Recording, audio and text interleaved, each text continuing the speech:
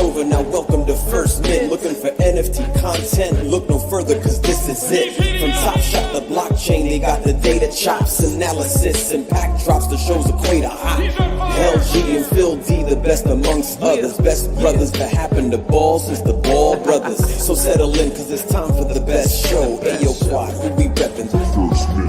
Let's go.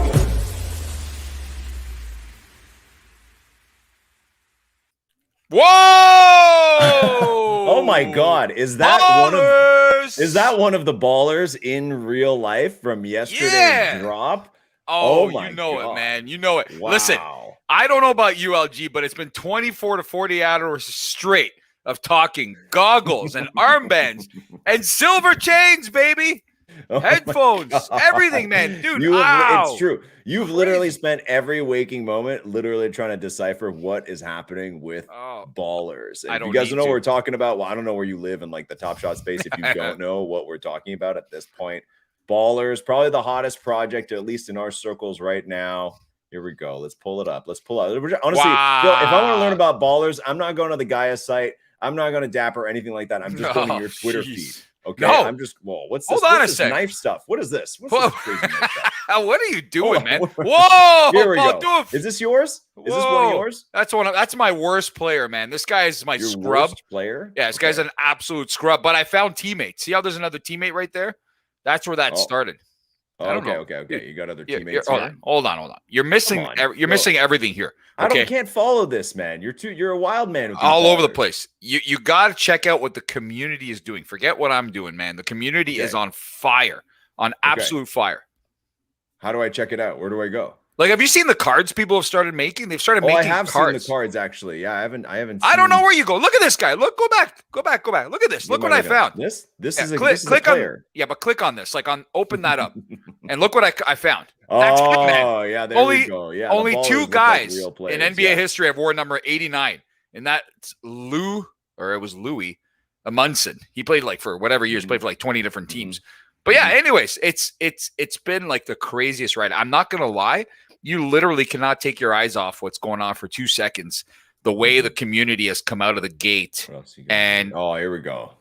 This is one of the cards. That's one of them, man. Look at that guy. That is pretty cool, man. I love it's great to see people just so into the project. We were on yesterday in Spaces with Kurt and the rest of the team there and Jay from Ballers, and that was a good time. And definitely a hot project, Phil D, and even especially with something that doesn't even have a marketplace yet. You can't even do anything yet. Look at this. Stare at them. But clearly the community has run away with these. If you're just joining us, I'm LG from the First Mint. That's Phil D. This is the First Mint Live amongst many shows that we're doing this week. Who got the Roham one? That guy. Where is he? He called himself Roham 2.0. He changed his name. We need to get this guy on the show, man. I wish we could dial people up. Didn't the Ballers team say that whoever got the Roham one would get a special soiree with Roham? Isn't that what we heard? It wasn't a soiree. Okay, I'll tell you how it went. It was when they were discussing the Roham, they said that whoever got the Roham one, which is apparently this person, but we don't really know, they were going to get a signed jersey of Roham. And that's when LG came in and said, whoa. There's no signed jerseys here. Whoever gets the Roham needs to have you said soiree. They didn't say soiree, dude. You came up with the word soiree. Somebody said soiree, man. I don't know who said soiree, but definitely you. It was you're gonna have a special event with Roham. That's all I know. Wow. Going down. Anyways, I'm sure we'll talk some more ballers today. We got a really good show for you guys. We got some stuff to give away. We got some Top Shot moments. We got some Flow Fest packs. We got tons of crazy stuff coming at you. Also, we're gonna kick off the show today talking about Veterans Day, and in Canada, it is known as Remembrance Day, a little bit different, but something obviously very important to talk about. Today was a stat holiday in Canada, so we just want to make sure that we kind of acknowledge it and talk about it. Very important day. We're going to have Raptor news from the First Mint and Top Shot community joining us for that. After that, we got Brantly from the other hottest project this week, ENS Domains. If you follow me or follow the First Mint, then you know I wrote up a little thread yesterday about airdrops in ENS Domains, and that these have been hot. People have been getting the tokens. We're going to have Brantly on to chat about that. And then we're going to end the show with two of the biggest What are you playing music right now, Phil? Oh, What's man. going on over there? Are you playing?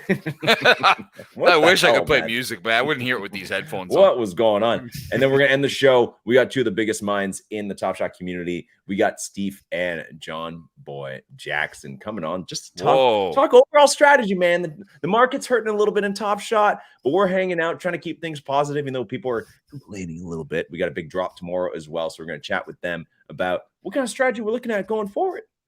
This is a good show, Phil D. We got a lot to go through. So we got to get to it. So we're going to bring on our first guest. He's known as Raptor News. Phil describes him as a New York legend. I took the New York subway with him for an hour at 2 a.m. last week while I was in New York. Please welcome to the show, Dan, a.k.a. Raptor News.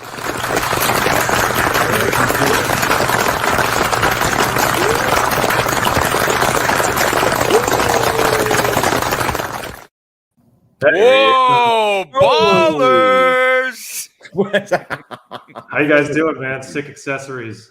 Wow, dude. I can't believe you're yeah, here, I mean, man. we haven't talked about mine actually yet. We haven't talked about my On-Chain Monkeys hat given to me directly by Amanda Terry from On-Chain Monkeys, one of the co-founders, last week. No big deal. Okay, got one of the only On-Chain Monkeys. Shout out On-Chain Monkeys. I have 20. But I'm not dressed like an On-Chain Monkey. Unlike Phil, who's dressed like one of the ballers. Dan, have you ever dressed up like an NFT? Have you ever dressed up like an NFT that you own?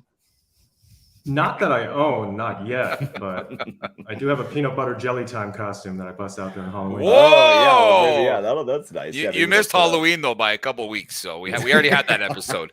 That came and went.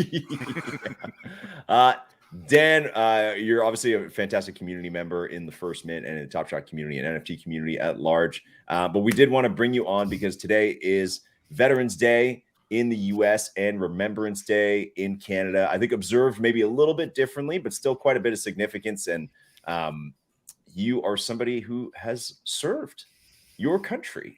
And that's fantastic. And I'd love to hear a little bit more about that because I don't know. I haven't met too many people in NFTs who have. I have a couple buddies here in Canada who have served in the armed forces here, but nobody in the NFT community. So love to hear a little bit about you, man, and what that story was like, what that journey was like.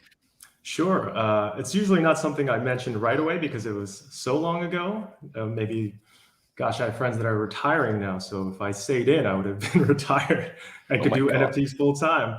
But I was in from 2000 to 2004. So yeah, quite a long time ago. And I was probably young, looking for a challenge, maybe looking for some discipline too, is in my memory. And so I was in the Marine Corps and I was a computer guy, more or less. So I continued to do IT stuff after the fact. But my folks, I'm Korean American. So my dad had to do compulsory service in South Korea. So it's kind of, I wouldn't say it's in the family, but he was like, all right, it'll be good for you, son. Which it was a positive experience. So a bit of a cultural thing for you as well. Yeah, I'm first generation here in the U.S., but all Korean men have to serve in South Korea. So they'll be like, yeah. We saw that recently with their national soccer team, where one of the players for Tottenham had to serve. I believe, I don't know if he actually did or not, Dan, but I know that was a big thing where he had to serve some time, or he was excused. I don't remember what it was, but I know that it came up and it was a big deal. But what I'm gathering from you, Dan, and what you've said, because you keep smirking every time LG says cultural stuff, I'm gathering you joined because you were a bad kid. Is that the case? I wouldn't say I was a bad kid. It was probably heading in the wrong direction. Not to dox myself too much, but I went to like a small private high school. So I was probably one of the few, if only, alums that ever joined the military at the time. I do know a couple after me, but it was kind of a surprise. But again, it was a good experience for me because I was probably a little hellraiser at the time. And by little, I was very tiny too. Wow.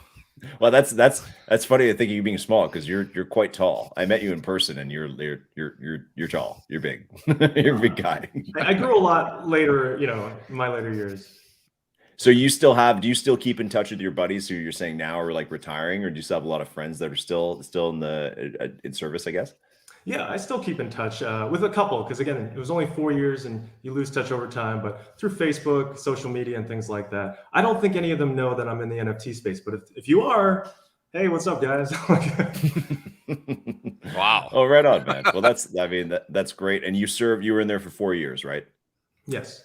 Okay. Cool. Okay. Cool. So Awesome. 4 years, which is like your normal enlistment. I was 20 to 24. 20. So again, doxing myself age-wise, but yeah, back then I was invincible. So You look young as hell, man. Yeah. I don't know about that. Thank you. And Hawaii was like, there are other duty stations that are probably not as fun to be in. Like, they're not in paradise. Right, because you were in Hawaii when you were doing that. Yeah, Oahu, Kaneohe. It was amazing. Wow. Oh man, That's amazing. That's cool, man. Anything you like so okay, maybe you're a bit of a troublesome kid. On the other side, did you come out different life view? Did you, anything else you kind of took away from your experience? Sure. I mean, again, when I joined, and a lot of folks my age, when they joined, they're like first time away from home and maybe don't have the adulting skills. So you get taught those skills, at least in the Marines. That was my experience.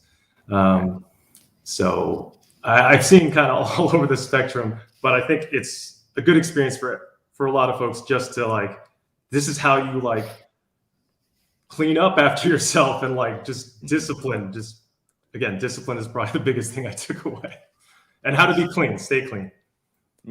There's one thing you learn in the military is learn how to clean.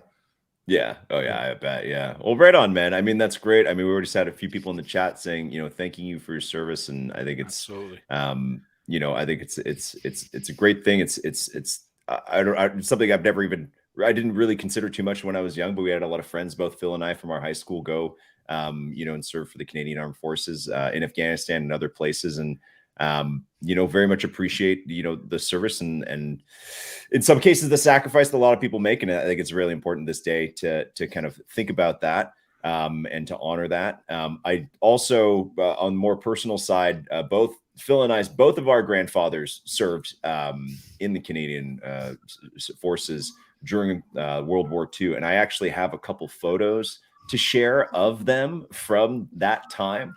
Wow. That is, if I may. So we, both of them served. One was a pilot, which is pretty exciting. Oh. Some pretty crazy photos. So I'm going to share some of these. Just fun to always look back. And First Mint's a bit of a family show, so Phil and I slowly peel back the layers of who's who in our family and everything. So we're going to look at those photos, and then we'll let you go, Dan. So, okay, we got a few here. So this is our grandfather, George. There he is. Wow. Handsome young guy, uniform there. One of his look at that photos. Yeah, I know, but quite decorated as well, man. I also like that. I just like the style of photo as well, as like you're looking away. Classic photo. So we got that one, and then we also have. Hold on, let me pull them up. It's a little hard to pull them up one at a time. And then this is our other grandfather, Leo. So this. Oh, is just, yeah. There we go. Yeah, there we go. This is a good one. That's the pilot. That's the pilot. Yeah, that's it. That's the pilot. And hold on, let me go. There he is. I don't know if you guys think that either of these guys look like us, like me or Phil. I mean, there's going to be some resemblance in some way, but there's our other grandfather, Leo. Then I got one more, and this one is more. You see, so I mean, maybe more the fun part of kind of being there with your buddies. I'm assuming this is probably a little closer to the end of the war. Our grandfather Leo, again, pilot with his team. I guess those guys who flew the plane with him, they got beers, not bombs. And if you can spot where the Doucette is in here, he's right here in the middle. Oh, Right there we go. Yes, that's where it all started. Yeah, beers, not bombs. So there you go. These guys, I mean, clearly celebrating something. They're happy. So maybe this was at the end. Look what they're on. It's like a gigantic scooter. Look at that. They're on a bunch of bombs, Phil. No, but look at the vehicle they're sitting on. It's like a scooter, man. It's Look like at a bomb scooter or something. So It's a great photo. anyways, yeah, very, awesome. Personal, definitely for Phil and I, anybody that serves. So Dan, we appreciate you, man. Thanks for coming on. We just wanted to do a quick little segment and kind of pay a little bit of honor to the day. Before we let you go, I know you do have a project on the go as well that we wanted to chat about. Ooh. Sure. Yeah. Thanks for the plug. I will say thanks again for the support overall in the First Mint, and also to all the veterans active and prior service. So my project I've been working on is an algorithmically generated art project. So similar to art blocks, like similar tech. The foundation is P5JS. You can probably click to another one if you want. See another at the top. Thanks for having that ready to go. Where do you want me to go? What do you want me to do? There's a see another button at the very. You're hovering kind of over the middle of it. Oh, see another. Yes, there you go. So you can split through. These are cool, man. Check us out, minimizer.art. See if you don't like it. And then also my Twitter is Raptor News 3. That's probably the plug. The best plug I can make is just check it out. Wait, why did you choose Raptor News? I was going to ask that. That was my question. Hold on. Because for the longest time, I was like, Raptor News, this guy's definitely Raptors fan. Toronto. Yeah, exactly. Like big Raptors fan, Toronto, and then you're like, I live in New York. And I was like, okay. Okay, I get this a lot, and it makes no sense. But when you pick a handle, you just stick with it. When I created my Top Shot account, I had that drop from the original, the Basketball Jones, J.E. Skeets, Tasmelis, those guys. Oh, yeah. They used to have this one drop called "Give Me Some Raptor News," and that thing was just in my mind when I created the account. I'm a Warriors fan because I lived in the Bay. I gave up on the Knicks in the 2000s, so yes, I'm a Warriors fan with the name Raptor News. Makes no sense. I had no idea. I legit thought you were a Raptors fan from Toronto, and I forgot to ask LG where you're from in Toronto or Canada, but we never got to that, and I'm still shocked. It's an incorrect question. That's crazy. Well, you've lived everywhere in the U.S. Clearly, you've been all over. You live in Hawaii and the Bay. And I've cousins exactly. Have you ever been to Toronto or no? Yeah, I have family there. So okay, all right. So and Vancouver. Okay, so it's not. Yeah, there is a connection. All right. What did you? I mean, the Raptors beat the Warriors. I don't know if you know that in the finals. It hurt me. Clay getting hurt was the worst part of that series. That was pretty awful. Well, and KD getting hurt. Both of those that was pretty bad. Doesn't matter. What is still won? We know this. It's okay. I'm okay with it. Yeah, you got to be. You happy, guys had a man. nice run. You guys had a nice run. Team's looking good this year. So that's all that matters. When Clay, and as long as the team's looking good, and Clay's going to come back, so that's going to be pretty wild. That Western Conference is some interesting storylines in there right now. I think they'll do better than the Raptors this year. That's not hard this year for sure. That's just. I mean, that's not really. He just gave us a little tidbit of Raptor news. That's exactly what he's here for, man. The Warriors will be better than the Raptors. I love it. That's breaking news from Dan, aka Raptor News. Love that. Now, hold on, I gotta ask. You never know. Yeah. You never know how the season will end, man. You never know what can happen. Okay? That's always the case, especially in the East. You just never know, man. Yeah, you never know. Anything goes in the East, man. One or two injuries to certain teams, and it's over, and then the next in line. But Dan, before we let you go, I gotta ask you, man. Were you in on that Ballers drop on Monday? I did. I pulled a Kobe-looking one. I'll throw it in the First Mint chat later. I'll tweet at you, actually. Yeah, we have to see. The chat's getting wild with your basketball talk. They didn't like that Warriors doing better than the Raptors. But yeah, no. So how many Ballers did you end up getting? Because they're really the talk of the town right now. And what do you think, man? What do you think about this project? Did you just jump in because it was a vibe? I knew Phil's going to bring it back. Every conversation we're going to have. Every conversation tonight. Back to Ballers. Ballers! We're going to have Brantly from ENS, which is like a fantastic service protocol that just had like an amazing week for them. And Phil's going to be like, all right, Brantly, do you have Ballers? Like it's completely unrelated.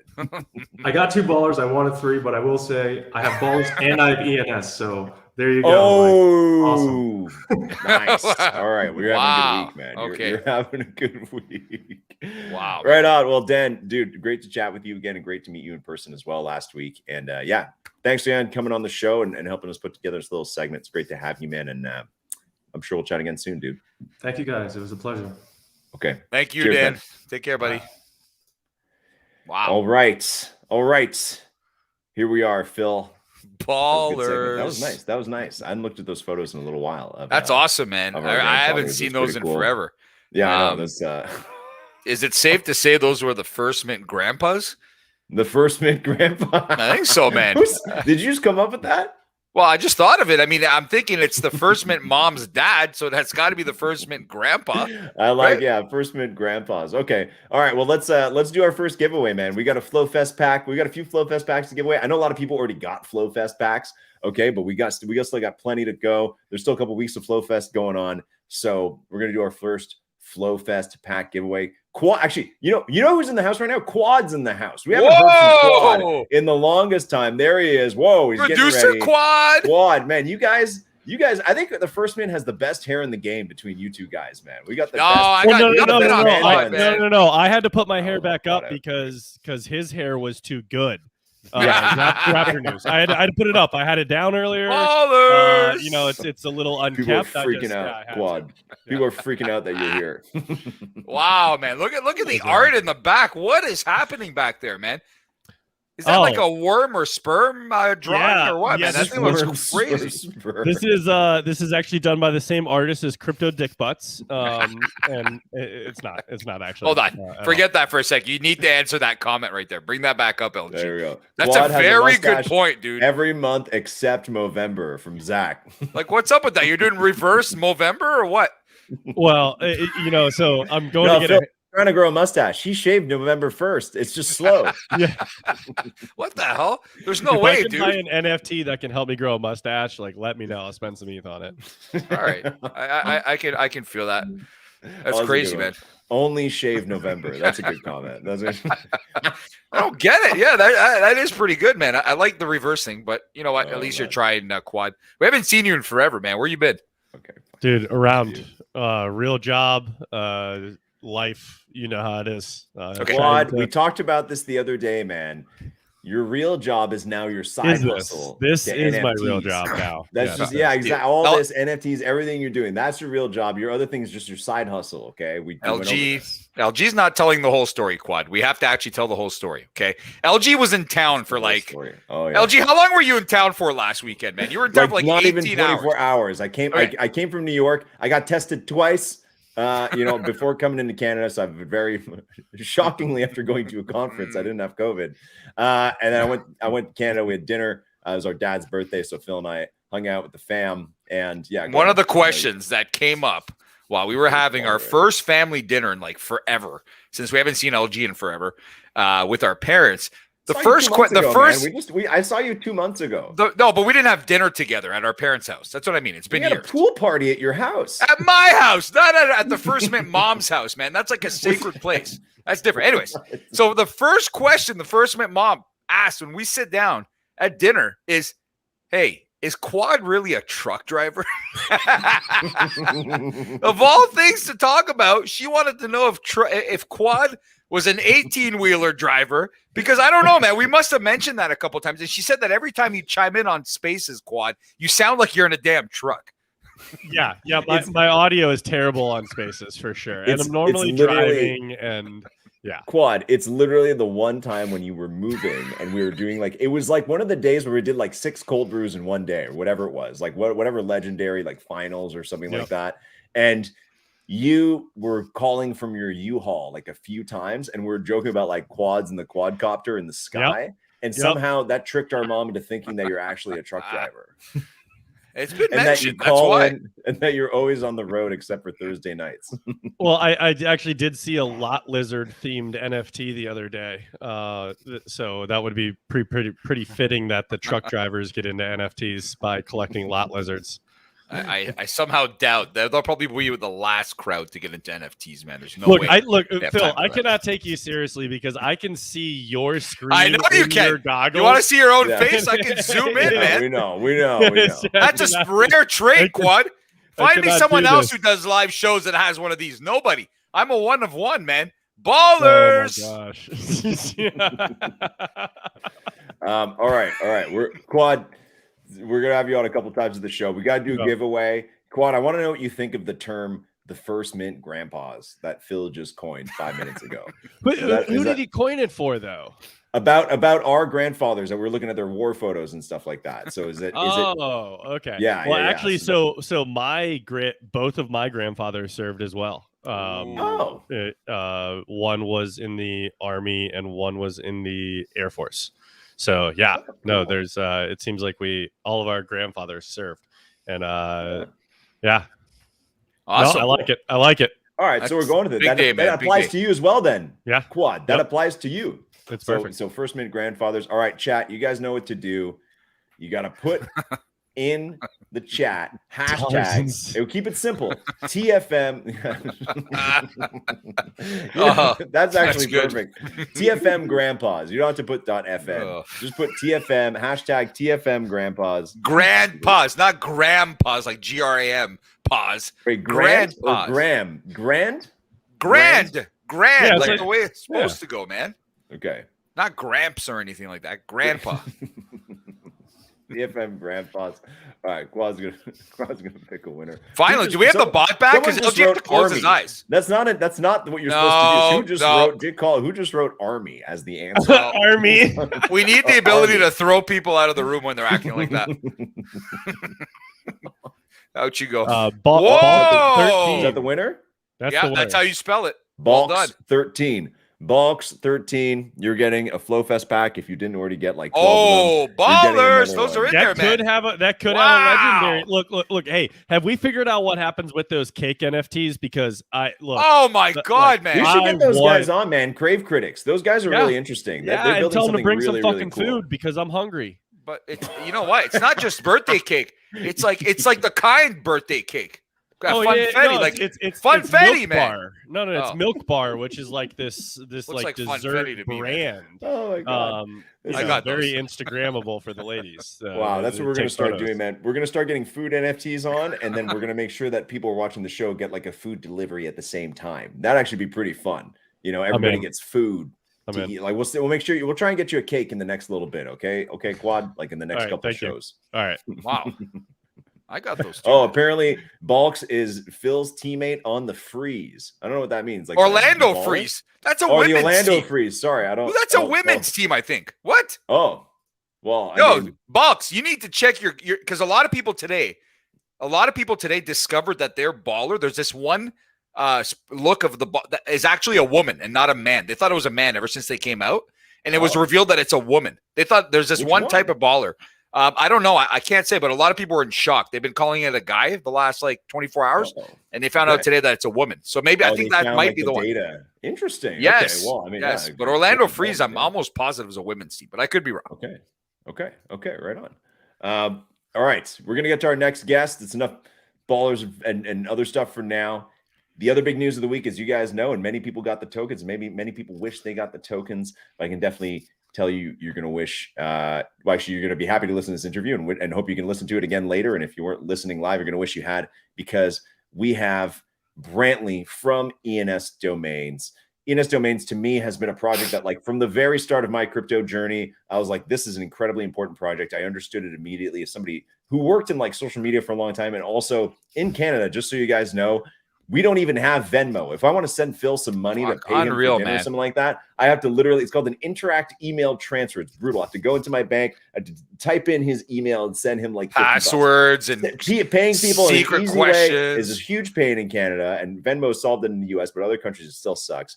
ENS Domains solves that. It solves like your literally your digital identity in crypto. A lot of people use it as their Twitter handles, as their NFT handles, wherever it is. And that's literally just the tip of the iceberg for this protocol. This week, they launched their governance token, the first step of their decentralization. So I want you to welcome to the show one of the people behind the project, Brantly.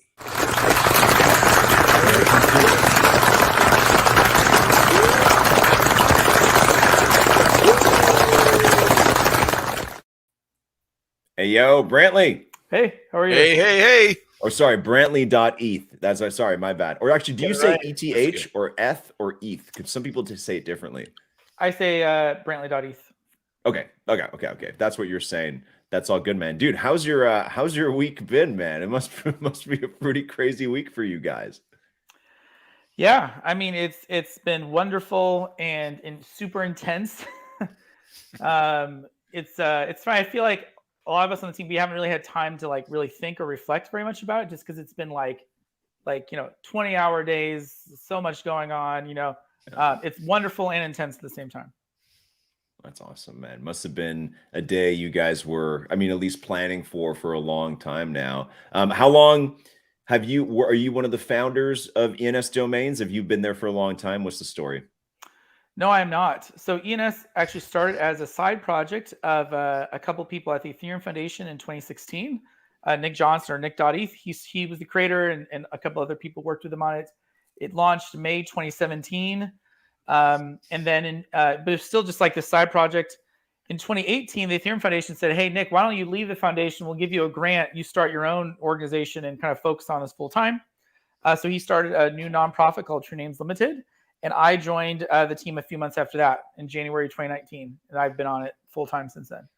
Were you already in the crypto community at the time? Was this already something you were doing? Yes, I was. So I first heard about and started following Bitcoin back in 2013, like early 2013. And then I'd say it was like the very beginning of 2015 is when it became like a full-time passion. I had the kind of like conversion moment of like holy crap, this is gonna be like really, really big. You know, a lot of people have this kind of progression. And then I was involved in the online community and various smaller things here and there. And then since January 2019, I've just been full-time ENS all the way. Right on, man. Right on. So what's a regular day at ENS Domains look like? Like, what do you handle? How big is the team, man? Like, I feel like this is the stuff where like people got so nuts with the tokens and the domains this week that's like we don't know. I feel, even personally, me, I love the service, but I don't know much about the actual business and like who the people are and what the deal is. Yeah. So the first thing is there is no business. It's not a business. So ENS is a protocol. It's self-running. There is a nonprofit called True Names Limited, which I'd say like what we call like the core team works for that. But I would just say we're sort of like the de facto developers and maintainers of the project. But there are a lot of people even outside True Names Limited that have contributed, critical things. And it's self-running. Like if we all disappeared, everything would continue to run. And the money, all the money that's raised, none of it's ever come to the team. Actually, we've gotten money from grant sources. We've never taken any investment. That's actually critical to the whole project because ENS is a new protocol of the internet, right? So therefore, it has to be credibly neutral, no private interest, no insiders early on, nothing at all. It's completely nonprofit, open, publicly owned. And now the DAO will be in charge of how the money is spent and a few parameters of the protocol.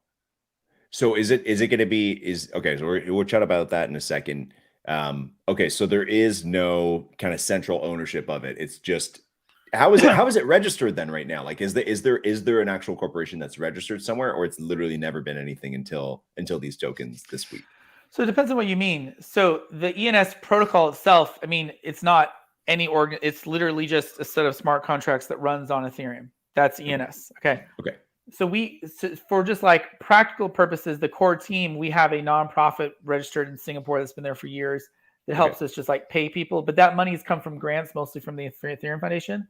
Right. For this DAO, this is a whole nother talk. We don't have to go down this rabbit hole, but we actually created a new corporation, a nonprofit, and a foundation in the Cayman Islands called the ENS Foundation that will legally represent the DAO. Now, the DAO actually has control over like appointing and firing directors, and basically has total control over it.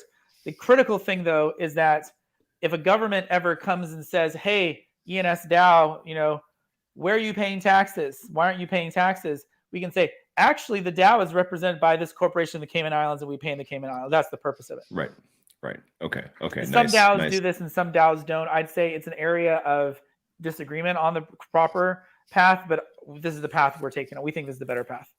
Do you think DAOs will like ever have a bit more like legal leeway in the US or North America, like be able to set up here and be legally represented here? I hope so. I think Wyoming, I'm not an expert. I think Wyoming recognizes DAOs. Right. But yeah, we're in this in-between period where we've created these new types of organizational structures, but our government system, which is still important because they have the guns, right? They don't recognize it. And so you have to find different ways of bridging while we're in this transitionary period. But yeah, eventually I would hope and assume that our governments and like social systems reorient themselves around these new types of organizations. Very cool. Okay. Good perspective.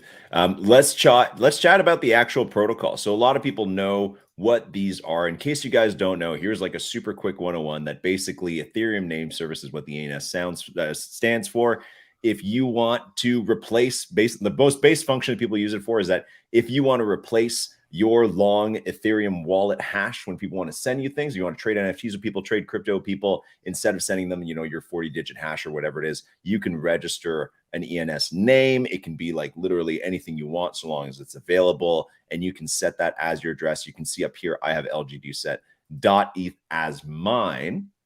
Brantly, like this is the base core function for which people use it to kind of, how they know it, and they also set it as their names on Twitter. What other like functionalities are we looking at right now? Because I know that there's like a avatar integration and a few other features that have rolled out recently. Yes. So can you actually go to just ENS.domains, get rid of the app part?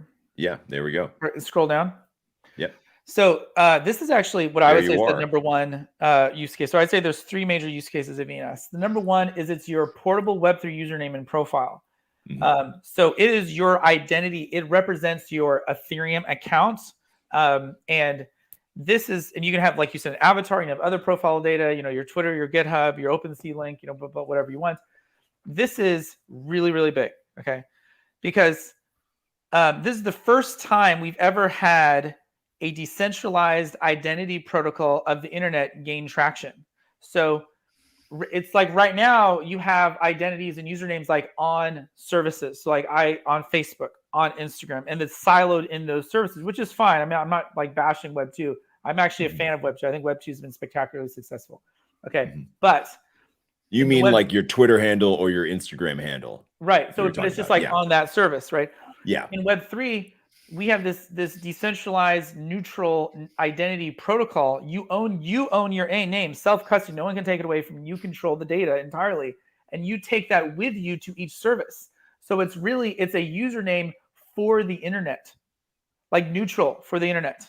It's like what email did to like communications. Like email is a neutral protocol. Nobody controls email. There's no clearinghouse. It's just a protocol. ENS is like that for identity. So that's huge. The other 2 use cases, the second one is what you mentioned, simplified crypto payments. So you can actually not only store an Ethereum address in your records, you can store any other cryptocurrency address. So Bitcoin, Dogecoin, Solana, Near, Ripple, Cardano, anything you want. And then you can receive payments or NFTs or anything of those on those blockchains to your name. So one name, like many addresses. And then the third one is decentralized websites, which you have right there, where you basically store on a distributed file network like IPFS. You can access it. We actually have support in a couple browsers, also in the MetaMask plugin. If you have MetaMask in your browser, do you have MetaMask signed in right now? I do, yeah. Here, go to type in vitalik.eth/ vitalik.eth and then put a / in the end. Click that. Show everybody all my MetaMask stuff. Let's see how long this takes. Okay, sometimes it goes fast, sometimes it goes slow. It's all right. We'll wait. We got time. Maybe. All right. Well, it's taking a long time. Normally this works. I don't know why it's not working. You could also do vitalik.eth.limo, and that would work right away. Vitalik. Okay. Well, I'll give this a second. So what is this? What are we supposed to? Going to his blog. That would be going to his blog. Okay. Let's try that. Okay. Vitalik.eth.limo. Oh, there it goes. It actually worked. There it goes. It just there we go. Okay. Here we go. There we go. And there's thousands of websites like this. Wow. Okay. So you can set it as your domain. So if we wanted, like if we wanted to send people to the firstmint.eth as our domain, as our website, we could do that. Correct. Cool. Okay. Another key thing to understand about ENS is the namespace. So there's a lot of misunderstanding about this out there. So we have .eth names, of course, right? Those are native to ENS. They are only on ENS. They don't exist on traditional DNS. They have the full benefits of being blockchain native. So like censorship resistant, self-custody, transferability. They fit into OpenSea, all the NFT infrastructure. I mean, they are themselves NFTs, super powerful. But we want to be current and future compatible with traditional DNS. So we've actually done full DNS namespace integration. What this means is that if you have a DNS domain name, you can import that in with the same ending into ENS. So for example, I have bcmilligan.com on DNS, and then I've imported that into ENS. So I have bcmilligan.com, not .eth, but bcmilligan.com on ENS. And you can use it. I can use it as my Web3 username. You can send crypto. So for example, like you can open up MetaMask right now and send me Ether to bcmilligan.com, or like open up like Trust Wallet and send Dogecoin to bcmilligan.com. Yes, works right now. So I was thinking your previous person, the Raptor guy, he has minimizer.art. He could use that as his ENS name if he wanted to. So he could say like, go to my minimizer.art website and hey, send send an NFT to minimizer.art, and he could send it as his username. So like on if he did that on OpenSea at the top of his profile, it would automatically say minimizer.art. Okay, so it's so it's pretty much a service that works. So even for us for the first mint, what we could do is we could set our domain to the firstmint.eth, or we could have people be able to send assets to the firstmint.com as the address. Oh, right on, man. That's something else that's super cool. Is that there is a much wider range of DNS suffixes on DNS than most people realize. There's like a couple thousand, and most just you haven't heard of because they haven't gotten popular because everyone likes .com. But there are ones that, if you're using them for ENS, actually make a lot more sense. So, for example, there's .cash, .money, .dog. Okay, so I have Brantly.cash on DNS. I've imported it, and now you can send me Dogecoin to Brantly.cash if you want to. If we want to, okay, yeah, we'll keep that in mind. If we want to send you some Dogecoin. You don't have to. I'm just saying you could. Yeah. Right on, man. And then is the idea from here? I mean, that's fantastic. First of all, that's like tremendous, and it's that kind of stuff that attracted me to the protocol in the first place. From here, I guess the open-ended question is what's coming next, and how much of that is going to be decided by the token holders? Yeah. So the token holders, the DAO, ultimately will decide how all the money is spent. So the entire ENS treasury is going to be going to the DAO. Actually, the first act of the DAO doesn't have any of these powers right now. The first act of the DAO was going to be formally to request it. It's just we're going to do this thing where it has to ask for it just as a formality. It's going to get the entire treasury plus all future funds. So if you ever register a .eth name, that money will be going to the DAO. It will also get control over pricing and registration parameters for .eth names. So like if the DAO wanted to change the pricing structure or the rules for ownership or something, it could do that if it wanted to. So that's what that will be doing. In terms of other things for ENS, I mean, we've got tons of major things on the horizon. I just published an update on the Sign In with Ethereum initiative. Basically, it's an EIP standardization effort to make it so that even on Web2 services, who adopted it, you'd be able to sign in instead of with a username and password. Just sign in with your Ethereum account, and it would automatically default to your ENS name and avatar for your username and avatar. That's a very exciting thing. That effort's almost done. Okay. We're completely redesigning our manager, which should be much, much more user-friendly. Our manager has problems. I'm aware it's not user-friendly, but I don't mind it. I've used it. I think it's okay. But okay, well, you guys are smart. You know, this is for the people. Okay. Oh wow! Chad, are you guys gonna take that? No, I'm joking. Oh, don't. It's gonna be better. It's gonna be better. And then we have L2 stuff on the horizon as well. Awesome, right on. And just to clarify, so when people can apply to the treasury, correct? The treasury of tokens is what they're going for, right? Like if people want to apply for like if we want to apply, like if the community is going to put together proposals for like grants from the treasury, it's coming in ENS tokens, correct? Okay, good question. So the DAO will have two types of sources of money. Great. Okay, First is that all the money that comes from .eth registrations and extensions, and that is mostly held in Ether, although some of that is held in USDC because we captured some value earlier this year. Okay. And that's like $47 million, and that will go to the DAO. But the much bigger part of the treasury is that half of the ENS tokens, so there's 100 million tokens, so half 50 million are going to the DAO itself. And at current prices, that's like, I don't know, it's like over $1 billion or something like that. Mm-hmm. Hey, look here. I'm sure it's a lot. Yeah, whatever. 50% of the it's more than that. It's actually 4.8 billion according to Open Org. Because just at current prices. Right. And this is what we're talking about, right? This like 50% here of the treasury. So basically, and this is just a lot of our community, some people get DAO, some people are kind of new to it, but basically this is the token distribution, right, of ENS from the other day. And here airdrop is where people who held ENS domains prior to the snapshot were given tokens. So 25% of the tokens were distributed to them. 137,000 accounts. 100. Oh, those are accounts. Okay. And then so these numbers on the top right are how many people or accounts received in that category. Okay, so then 0.125% were given to active Discord users, and then key holders, and a few other like contributors, launch advisors, and then your core. Who are the core contributors? Is that you guys? Is that the team? Yeah, that is people who are currently working for True Names Limited, like on like a half-time or full-time basis. Yeah. Okay. And then this treasury is part of the funds for the DAO. So the DAO can apply proposals that need to be voted on to get some of the tokens from this treasury to use as funds to build stuff, correct? Yeah, so that or the Ether from .eth registrations. Got it. Both of those things are controlled by the DAO. Right. Okay. And then that's the whole point of the delegates, correct? When we claimed our tokens, we had to choose a delegate. That is where, if we don't want to vote ourselves, we can give our tokens to a delegate, or at least give the voting power to a delegate to choose what to do with our voting tokens, essentially. Yeah, the point of the delegates is that although like 137,000 people, let's say, have tokens, the vast majority of people, of course, like we're busy. We have people have jobs. They don't have the time to like get into the nitty gritty of proposals and things like this, right? But what you can do is delegate to somebody that you trust, and that person's job is to get to the nitty gritty. Now, the nice thing about delegation is that you can change it at any time.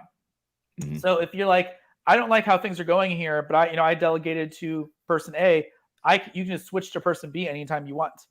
But you don't have to, if you're like kind of watching from afar, is things going well? Or you're like, I don't like how things are going, I'm going to switch my delegation. You can do that. Got it. Okay. We got a couple questions here. Thanks for clarifying that, Brantly. Appreciate that. We had a question from Ballers NFT Ballers this week. How do we get DAO? I'm assuming tokens if we registered ENS after the deadline. Just wait, or can we buy somewhere? Yeah. So there's nothing you can do to get the airdrop. The snapshot for that was October 31st, the day before we made the announcement. But yeah, if you want tokens, you just have to get them from someone who has them, and it's on tons of markets already. Okay. Another question from Zach here is, would love to hear if you see major brands companies adopting a similar path instead of the IPO investment route. And I'm assuming that means in terms of dropping the tokens. Yeah, in control of the protocol. In control of the corporate or the brand in that sense, right? Yeah. So, I mean, we're just following a model that other people have done. So like Uniswap has been a big example of this. Compound, like all the DeFi protocols, this is how they're governed. Mm-hmm. And in fact, that's what inspired us to do it. A big thing that we've said publicly for years is, we've always wanted to have better decentralized governance of certain parameters, but we said, look, we're not a DAO experiment project. We're a naming project. And so we're going to focus on improving naming. If other people can like perfect DAOs over here, and then we just thought, particularly from the example of DeFi protocols, that DAOs are now good enough that we can trust them to govern parts of ENS. Okay. Yeah, that makes a lot of sense. Okay. So following that model, and that's something, we've talked about a little bit, but again, we're all kind of slowly learning here. So thanks for sharing all that, Brantly. The last thing we're going to touch on is something a little bit more fun. I did notice on your Twitter profile that you've been sharing some of the memes about the ENS. Tell us about the community, man. Like, tell us about the community prior to the drop and how the reception has been since. I'm going to share some of the memes while we're hearing from you. Oh, yeah. Yeah, we have the best memes. We do. So what this is referencing is that I think it's yesterday I tweeted, "You were not airdropped free money, you were airdropped responsibility." Oh, yeah. And what that means is that these tokens, they're governance tokens, and ENS, I think it has a real shot at becoming the identity protocol of the universe. Okay. Mm-hmm. Like the thing that not only does every human use, like every contract, NFT organization, government, everybody is going to be using it. Your refrigerator is going to have an ENS subdomain in the future. Okay. I think it's a real possibility. Yes. Wow. And it's like, if you got, you're being giving these tokens for free to help govern that thing for the world. Like this is an a big incredibly important utility that we're all going to use later. Yeah. And so some people were joking like, "Oh crap, you airdropped me responsibility." You know what I mean? Like, yeah. Like I don't want responsibility. Yeah. Okay, here's another one. NFTs, ETH. This was just somebody trying to decide what to send to gritcap.eth. I guess that's I retweet that mostly because that person just simply got an ENS name for their VC firm. I said that was cool. Oh, for gritcap. Okay. And then this is the other one. Whoa. Dakota and then DAKD.eth. Right, transformation. There's better ones. This is actually, I think, from a show or a book series that used to be called Animorphs. Animorphs. Oh yeah. Back in the day, man. I like this one. Jose Mugri. You scroll down, it has this Power Rangers one. Do you see that one? Here? No. Go back to my timeline. Oh, go to your. Okay, here. Well, let's go. There we go. Let's find it. Hold on. I was gonna get to the horse. Just keep going. Here we go. Okay. It's just past that just a little bit. Keep going. There you go. Oh, this one. Okay. What do you got here? Pretty good. Yeah. That's great. Oh, that's actually a great way to understand it. Yeah. I like that. That's actually a really good way to understand that one. Also a little nostalgia for me, for sure. I did this poll, I think like a day or two ago, just kind of as a joke to kind of prod people or trigger people. I said, what has more utility? And the choices were Cardano or ENS. And ENS actually got was ahead, like 90% to 10% for the first day or so. And then the Cardano army showed up and ENS ended up losing 70-30. Although it was 40,000 votes, this thing went huge. It was just funny. Right on, man. And then a lot of Cardano people were saying "Oh, you got owned or something." I was like, "Okay, I can own that. It's okay." It reminds me of the Chainlink Marines, a similar army. Right on. Well, Brantly, thanks for coming on the show, man. It's great to learn a little bit more about some of the big news from this week. You probably saw we did a giveaway before, and what we need you to do is choose a hashtag that the chat has to type in to win the next giveaway, which is going to be a Top Shot moment. It's going to be a John Morant 35K moment that we're playing for here. But Brantly, what hashtag are they putting in the chat? It's just going to be something related to ENS. Whatever, absolutely, whatever man. you want, man. Okay, I don't just hashtag ENS everywhere. How about that? Hashtag ENS everywhere. Put it in there, folks. All right. Hashtag ENS everywhere. Let's see if our community can spell that one.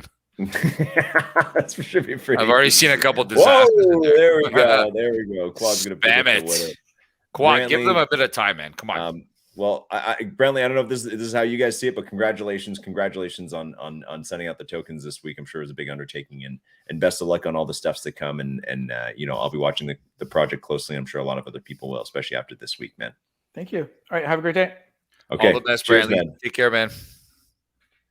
Oh, wow. Phil, thanks for chiming in at the end there. Hey, I'm learning, man. I don't know anything about that stuff. I'll admit it. I don't. Whoa!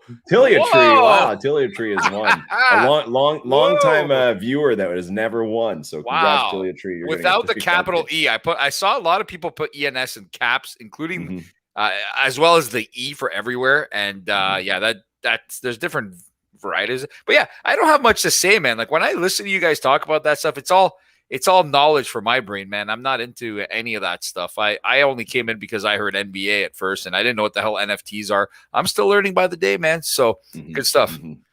It is the kind of stuff that it's I've talked about this extensively, but it's the kind of stuff where it's it's more than just NFTs where you make money and sell tokens. That kind of stuff is he's not wrong in the way that it's that's actually something we could be using a lot in the future in a way that's way more than just funny PFPs, right? So, but it's that's the kind of stuff that's a longer term timeline, which is the part that makes a lot of us bullish on the tech. So it's good. I like having a mix of hey, here's some fun short term. We're having fun. We're talking ballers, and then other stuff that's hey, long term. This is a really important piece of all of Web3. So, absolutely. Also, Phil, were you watching the Raptors game during that? Is that what I checked the score? I checked the score a couple times. I didn't have the actual video of the game on, but I was checking the score. Your goggles are giving. I know it's revealing, showing us what you're doing. I know. I had to wait until you went to the side screen there to actually go check some stuff out because it's too much of a giveeway. So are those ski goggles?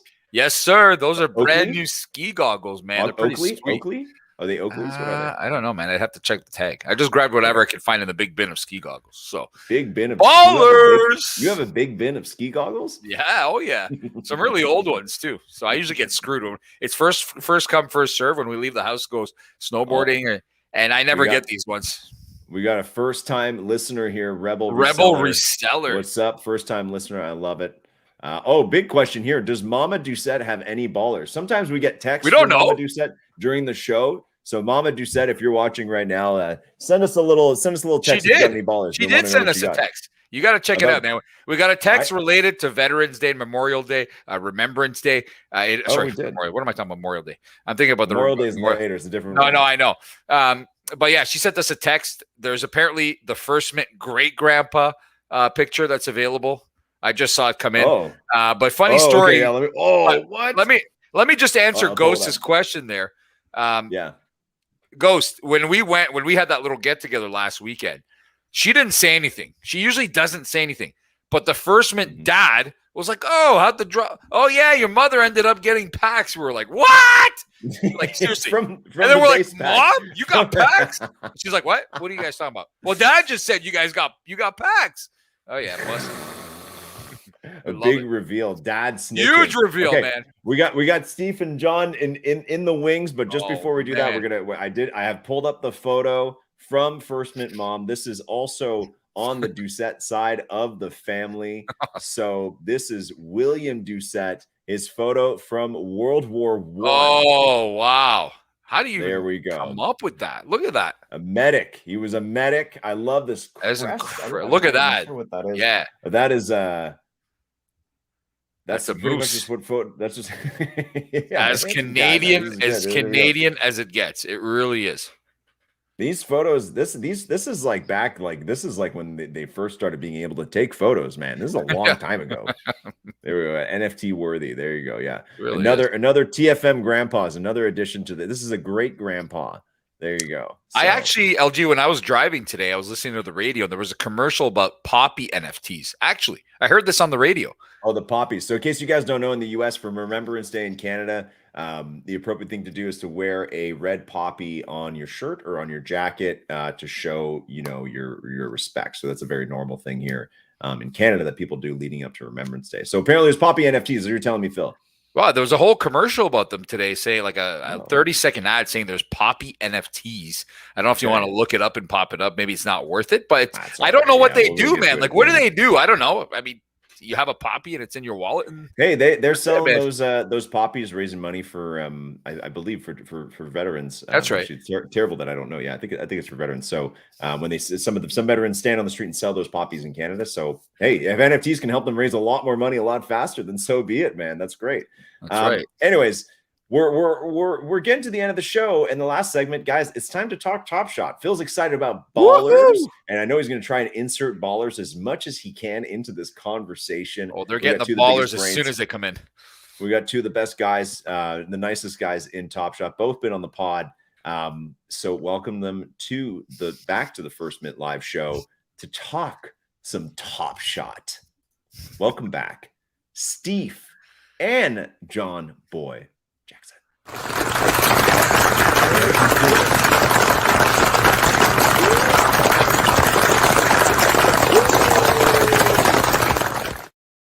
Wow. Whoa. What's up?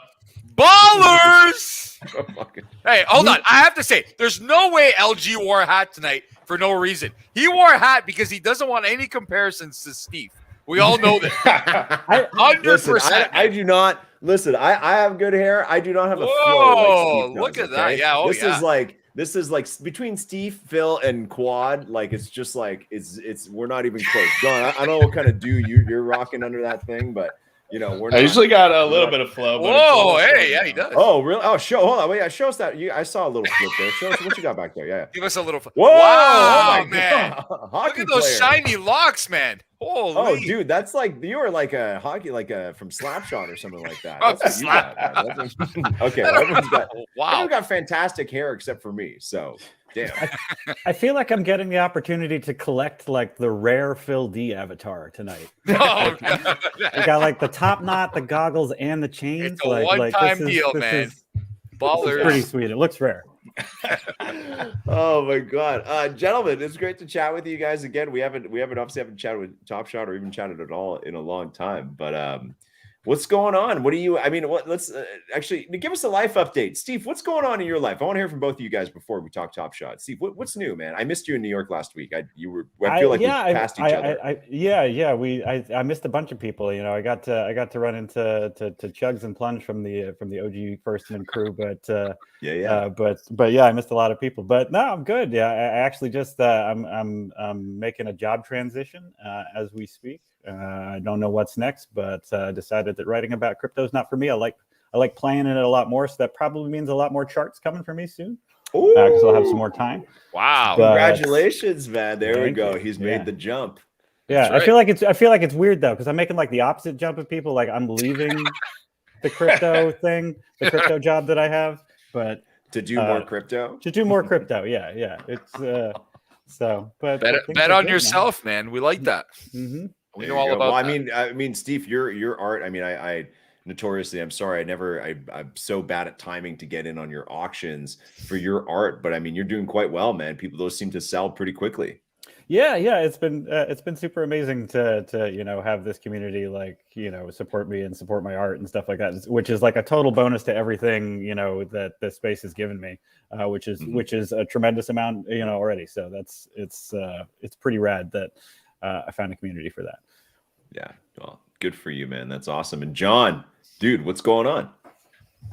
Not much. How's the paid newsletter, man? Every day in our Discord, someone like Stone Cold's talking about. He's like, "Well, you know what John said about the latest pack drop," and it's just like you're becoming just like you're the name we're hearing for data and any kind of like insight into what's actually going down.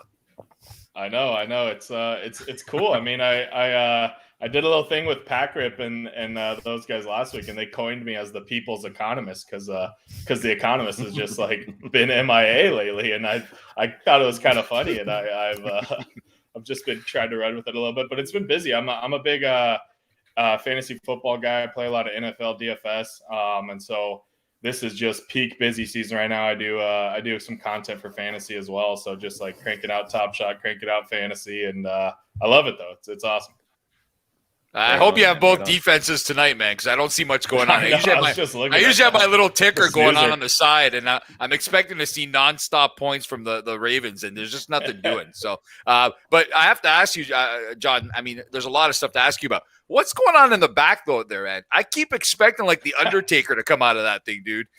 Out of what? Yeah, out of that cap? What is that, man? Oh, okay. Couldn't see. Whoa. Okay. Yeah. All right. Yeah. It looks like a massive casket or something. Yeah, I know. We gotta. Phil, have you ever seen a casket? I've never been seen someone so excited about a desk before. I get excited about everything I see on screen, man. It's really cool where people usually, all right, I never seen a desk. You're right. I was that kid that was just always... I'll keep it open. Just looks like a pizza oven, man. Yeah, Phil's a little scared. If you can keep it open, it's like a nightlight for him. Just make sure there's no Undertaker in there. We'd appreciate that. Speaking of things that are kind of dead, what are your thoughts lately on the Top Shot market? Whoa! Oh wow! What an intro! Whoa!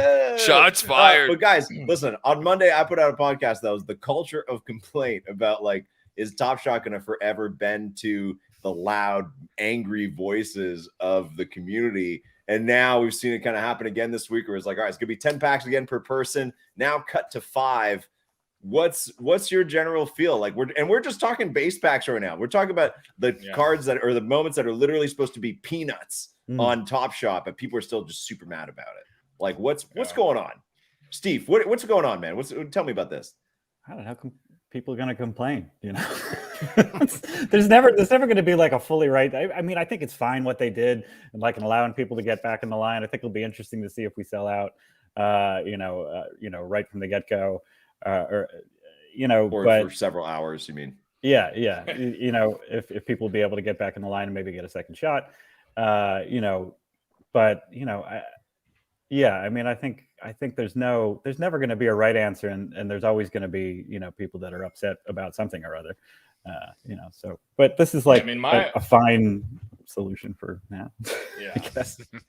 My like evergreen comment is there's always something on Top Shot that has an equal and opposite argument in the other direction. I mean, it's like whenever anything happens, it's just like people go up in arms, and then people go up in arms on the other side, and then people are fighting in DMs about something. It's like, okay, like everything we can complain about, and like the thing that's funny to me about the base packs is like, I mean, since I joined the platform in like, you know, January, and they started putting out stuff about the commons coming out and the 35Ks, what they were at the time, whatever. The like constant has been commons are common, whatever. Mm-hmm. And then they did it again in the roadmap, and 500 moments coming, 60,000 each, whatever.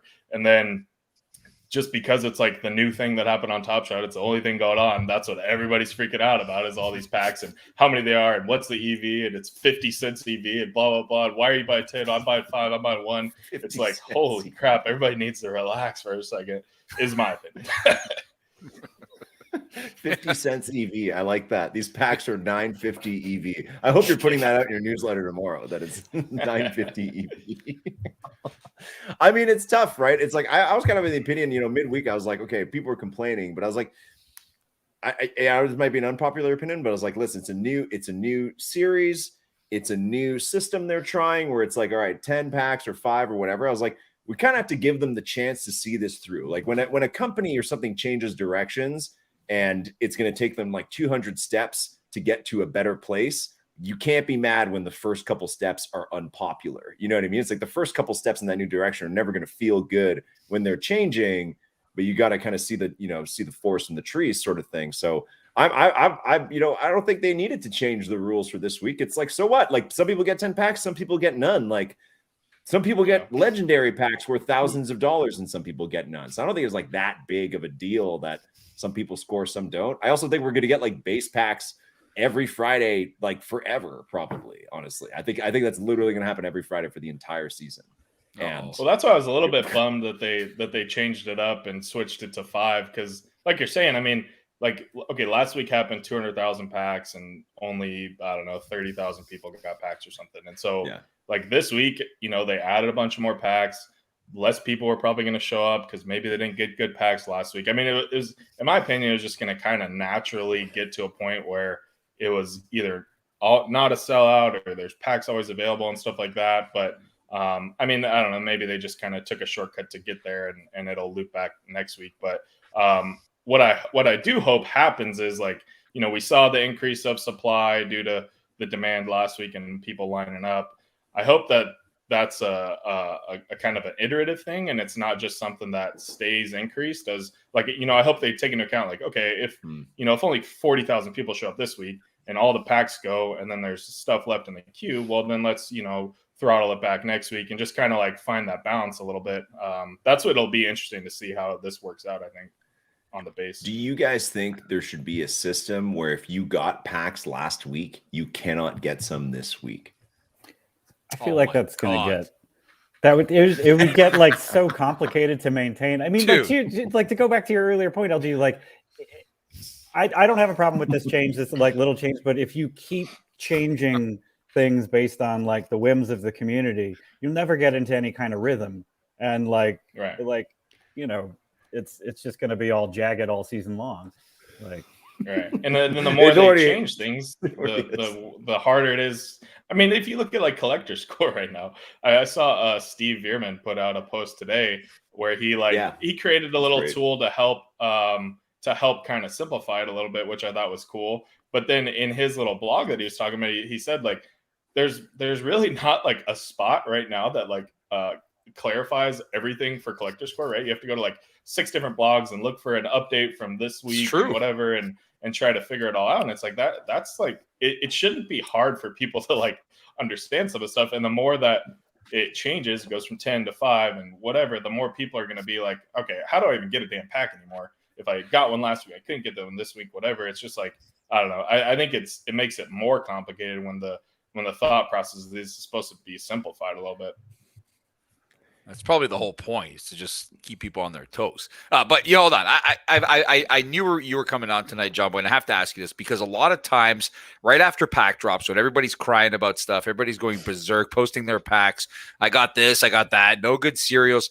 You have a tendency to come up with a post that kind of shuts everyone up. And it's not always because it's accurate. It's because it's using lingo that people have no effing clue what you're saying. Okay. And I don't know if you could pull it up, LG, but everyone was crying about doubles and duplicates last time. Okay. Now I was kind of throwing fire on the fuel. I didn't get packs. I'm like, wow, that's a lot of doubles. Holy shit. You got 3 Anthony Davis. My daughter got 5 of them. And then Jon Boy just posts this post. Like, I forgot what it was. But it's kind of one of those bomb drops that shuts the entire world up for one or two reasons.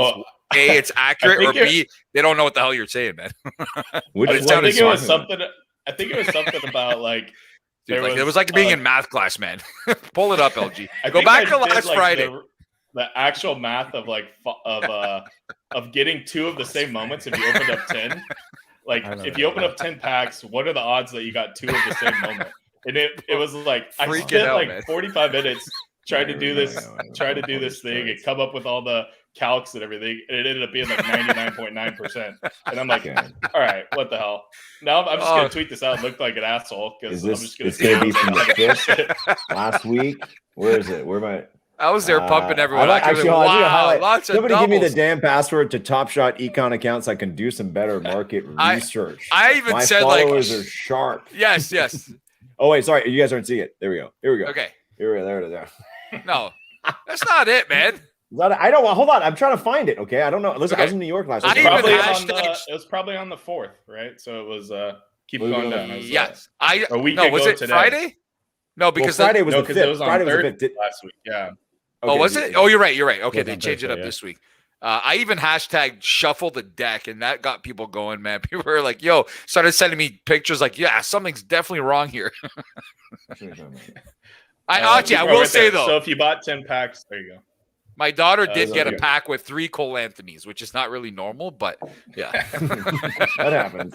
Okay, all right, here it is. You bought 10 packs and opened all 30 moments. There is wait for it, 99.99% chance you got a duplicate moment. This is actually not a joke. It's a real number. Shut up. And everyone's like, huh? What? That needs more likes, man. That is. Where do I calculate this? Oh, my God. Well, the funny thing to me is seeing people conspire that, like, well, how did I get 3 Cole Anthonys or whatever? It's like, okay, if Top Shot's gonna like be pulling something behind the scenes, it's not gonna be to like give you 3 to throw like 3 Svi Mikhailoks in these packs. Like it'll be something else. Like it's not gonna be Top Shot people go to their conspiracy boards faster than anybody on the planet. Full meltdowns, man. That's all you saw everywhere was like duplicate this, duplicate that. I got 2 of them out of my 30 moments. I got 2 of the same. And then that tweet came out and everyone's just like, all right, crawl back into their holes. And oh shit. And they don't even, and the other thing, they don't question it. I think John, like that's what's great about John is like you developed a reputation now. And everyone's like, okay, I believe him. Like, you know what I mean? You're not even showing math or anything. Everyone's like, all right, like, of course, like we just believe you. Yeah, it's true. It's true. And that could be totally made up for all we know. I was joking in my Discord today with some people talking about like I should just start like rambling on Twitter about why like S3 bottlenecks are important and like all this stuff. Like it doesn't make any sense for collector score and whatever. And just like see if people get riled up to buy some 60K moments or something. Hey, careful with great power comes great responsibility. I know. Yeah. Well, have you guys actually to the facts? This is a question for either of you guys as data crunchers. Have you ever like put something out and it does well and everybody like likes it and was like, wow, that was great data you guys put out. And then like a week later realized it was wrong and then like just been too afraid to correct it? Like I've had that with, I've usually caught it quick enough, but I've definitely had stuff that's already gotten engagement. And I'm like, and it's like 10 minutes later, I'm like, fuck. I have to delete this. There's nothing worse than that, man. No, I remember there was something about that. I did a post about like it was one of these odds ones. Like, what are the odds that this happened to you, or like if the odds that you missed like all 3 legendaries if you qualified or something crazy. I don't know what it was, but I did it wrong, and like 3 people commented right away, like, this is wrong, this is wrong. I'm like, ah, shit. So I immediately had to renege. Who said I had that when I proposed to my wife? Jeez. Oh, jeez. Hey, sorry, I was wrong.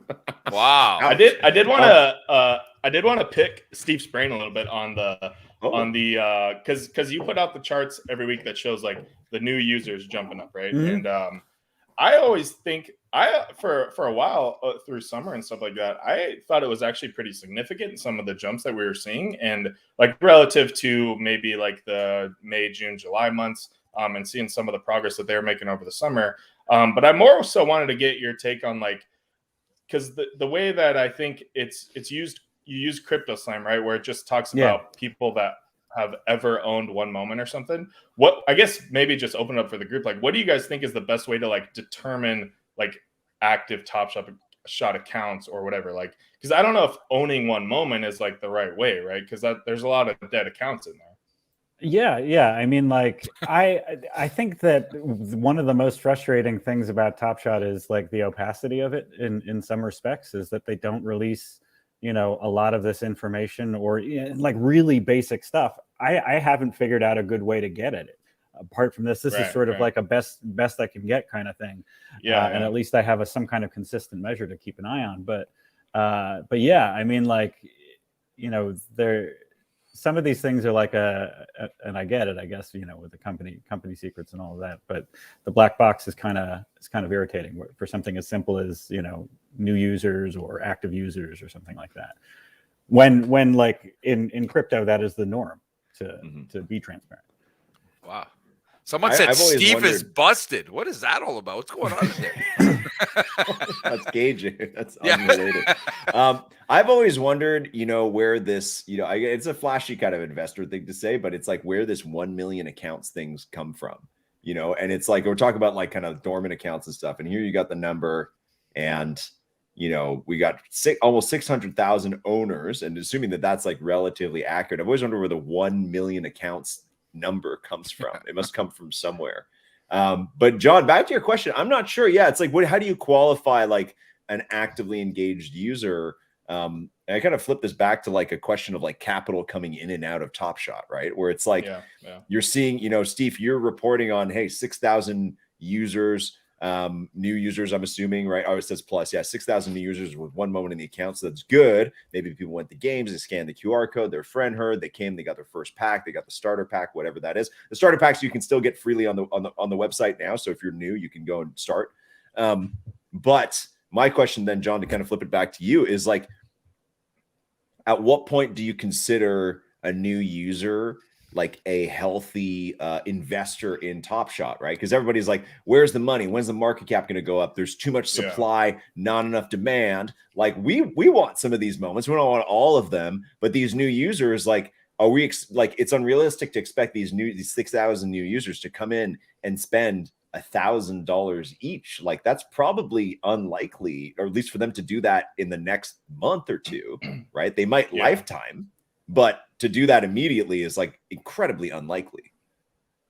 Yeah, I mean, that's kind of why I get a little bit frustrated when I see people that are like, oh, well, like I'm going to hold on to whatever this moment is because like once Top Shot gets 1 million users next month, then my moment's going to like go up or whatever. It's like, okay, like sure, that could work, but like that's not how you should like view your collection, and that's not how you should view like, you know, your time on Top Shot, right? The stuff that you like hold or whatever and decide to buy and decide to invest in and whatever, it shouldn't be tied to like other Top Shot events, right? Or other like Top Shot things. Like you shouldn't buy a moment because you think like Top Shot's going to create a showcase and your moment's going to be worth $10 when it was worth $5 last week, and then you're going to make money. Like, okay, that might work. And we've speculated on all this crap in the past during the Cool Cats, and it was fun. But like, that's just like not how it works. Like, and it's not like, that's not how you should like view it. Cause then you're just going to get so frazzled up and like pissed off that Top Shot didn't create a challenge for a left-handed Magic player that you held because he's only the only left-handed Magic player in the league. Game winners.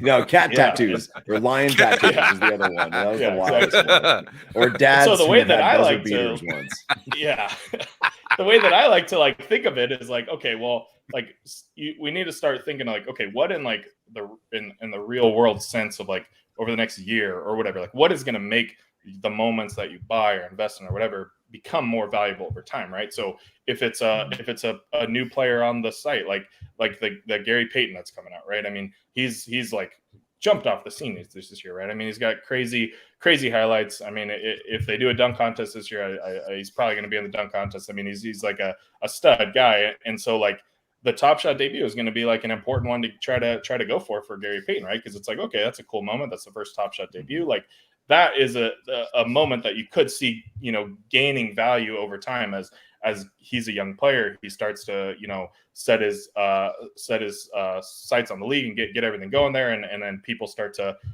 like Gary Payton more or whatever. And as more users come on, then maybe they're drawn to a Gary Payton moment. And it's not just like hey, once Gary Payton comes on, my random whatever moment is now going to be worth, 2x because 400,000 people join the website or whatever. It just doesn't it's not just going to like rise everything up,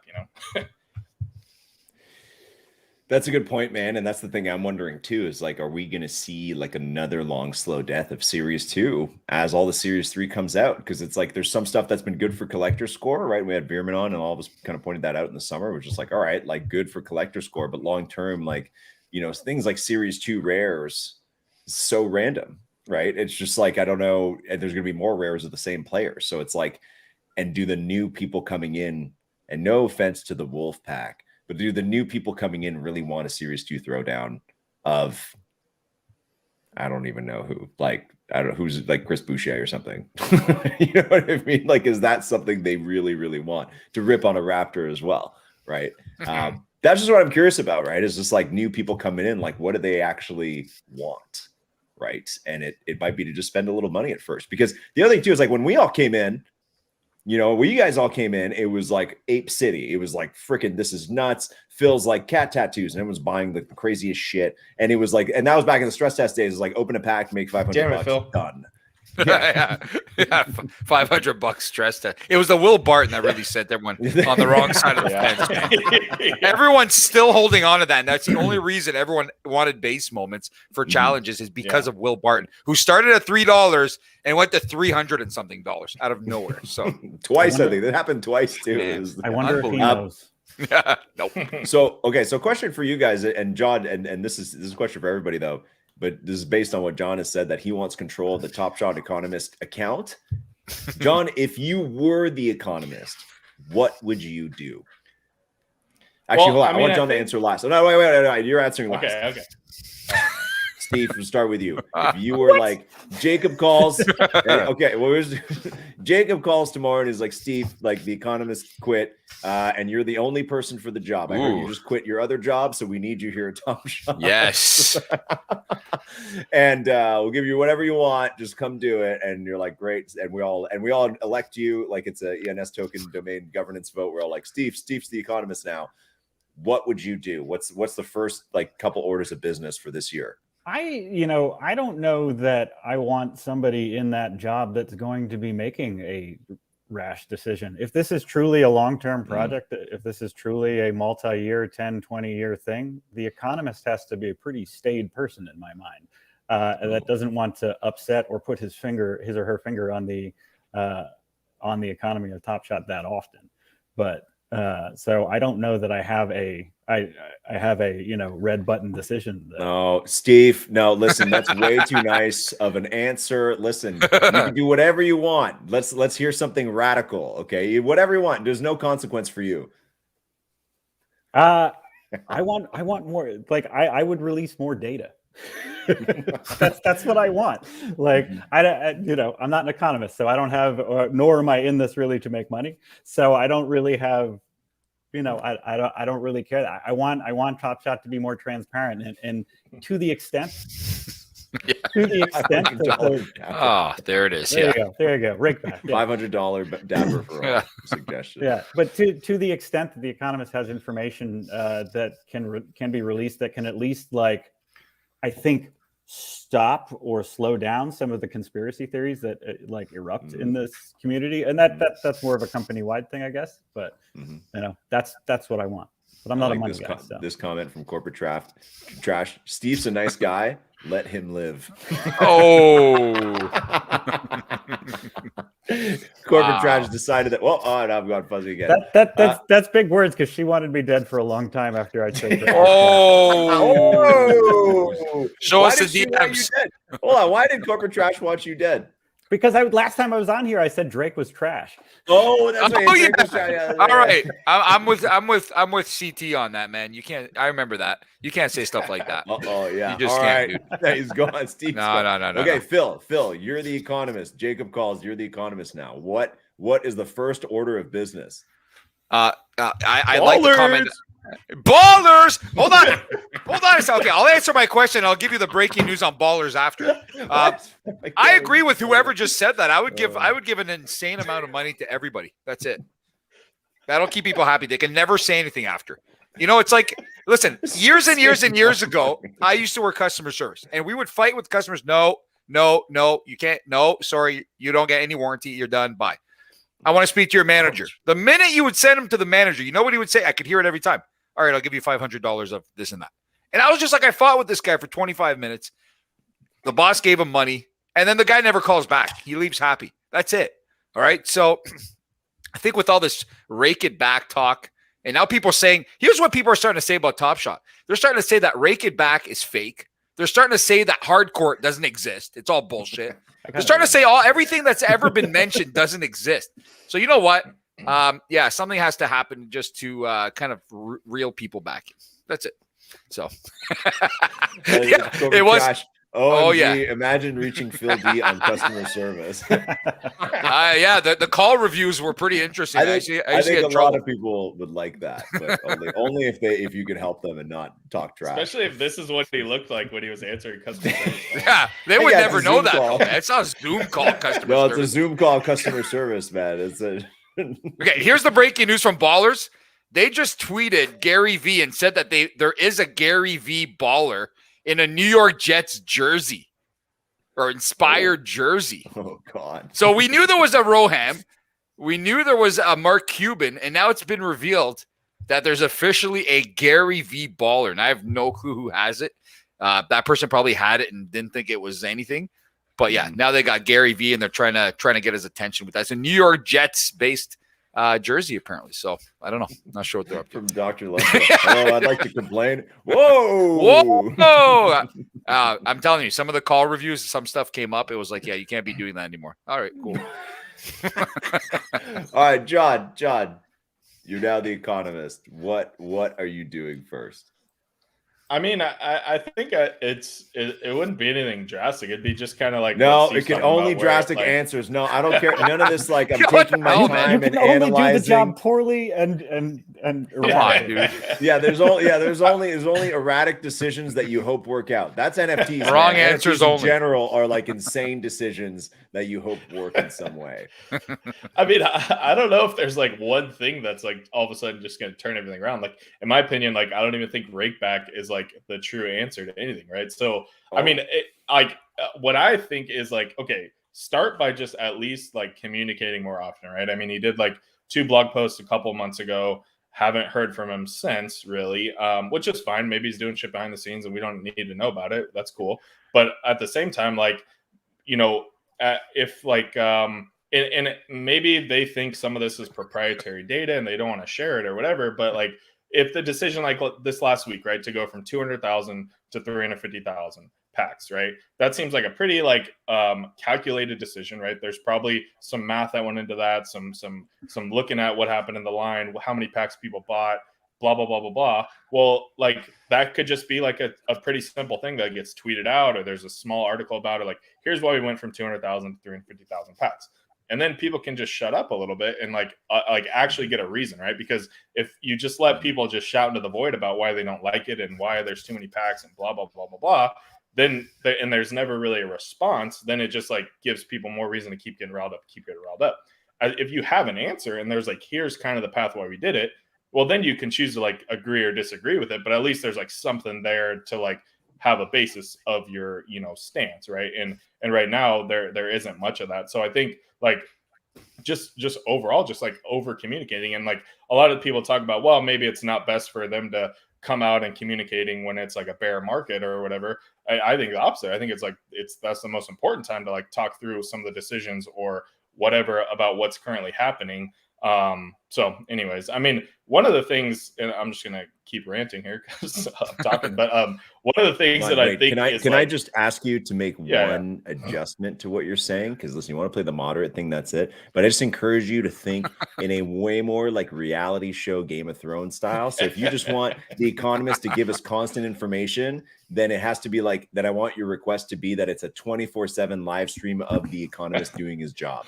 Okay, just something like in a glass box in Times Square or something like that, where everybody can just watch him. This is what I'm talking about. You just got to just think a little bit like a little crazier, but with your recommendations are good, but just a little more like twisted. No, like it's Saw, like it's a movie Saw, and something insane's going to happen. Don't hold back on us, Jon Boy. Come on, man. Let her rip. This isn't even this may be like a little bit of a hot take, but I don't know if other people agree, but I think eventually, and it may become quickly here or whatever. I think it's going to maybe happen this season, but I think there's going to be a little bit of like a break in like the Top Shot like economy and like the moments kind of. So right now it's just the shiny new toy. Everybody's following the shiny new toy. It's crazy to me that people are selling like rares in order to get $90 freaking to buy 10 shitty base packs. Like that's just kind of like a wild thing, but it happens, right? And that's like what we're seeing, and people are trying to get dapper.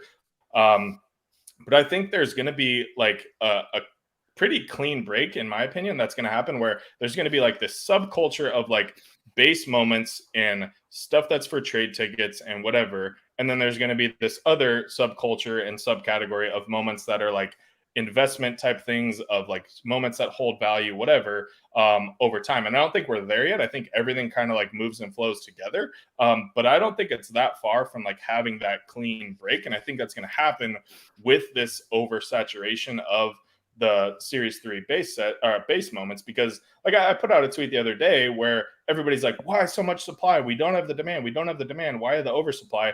If you look at like the moments that matter, the rares, the legendaries, like stuff like that, all of that stuff stayed the same in Series 3 pretty much. Or in some cases, it's going to get a little bit smaller, right? If you look at the throwdowns are getting smaller. They're cutting away some of the all-star stuff. They're only having one all-star pack. They're adding a rookie legendary, which is like pretty sick thing to do. They're keeping hollows. They're keeping a lot of things like the same. So the moments that matter, really, not these 60,000 base packs, the supply there is staying relatively constant. And the user base is growing, as we see from the Steef charts every week. The user base is growing, so you'd expect that there's going to be some more demand there.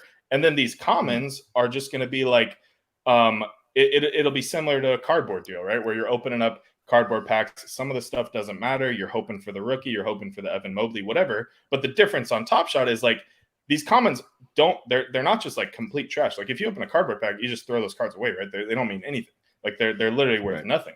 But for a Top Shot, like you can use it in moment ranks play. You can use it in challenges. You can use it in showcases. You can use it for collector score, building your collector score for other packs. I mean, there's still other things to use these like base moments for. And then trade tickets is like, completely untapped, in my opinion. Everybody thinks they're just for Series 1 packs and all that stuff.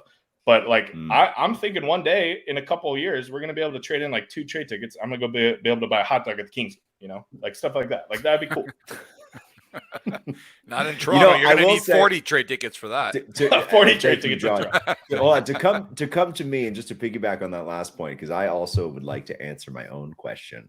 I don't even know if this is an economist thing, but I would just accelerate as quickly as possible the really simple perks like that. Like it's fun to do these big ass parties and stuff. It's like Weibo, all that shit. That's great. That's awesome. It's flashy, puts on the map. But it's like literally like let John go to the game, and because he has a big Kings collector score, because he has all of it, he can get himself a free soda or a hot dog or a beer or something like that. Like just the most basic, like simple little perk like that. That kind of stuff goes so far, What's the question here? Question for John. How long do you forecast for ballers to overtake Top Shot in total?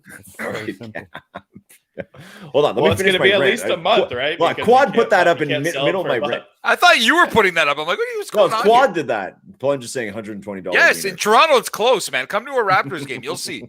You'll leave broke. All I'm saying is that, like, listen, we love the big stuff, the big flashy stuff, go to the finals, go to the opening night, whatever. But also, like, people like the really simple things. Even if it's something that only costs a couple dollars, people like getting free stuff. People like getting a free t-shirt. You know what I mean? Like, people like the most basic thing. And it's like totally like, yes, let me use some trade tickets to get a hot dog. I'd say, like, do that right freaking now.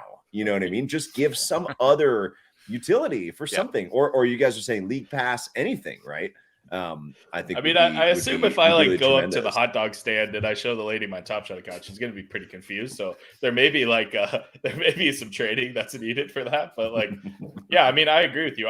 And I just think like the trade tickets themselves, like nobody's really talking about it. And I think that there's like a shit ton of potential for that. And it's like deflationary in nature, which is a positive, which also nobody's talking about. So, anyways.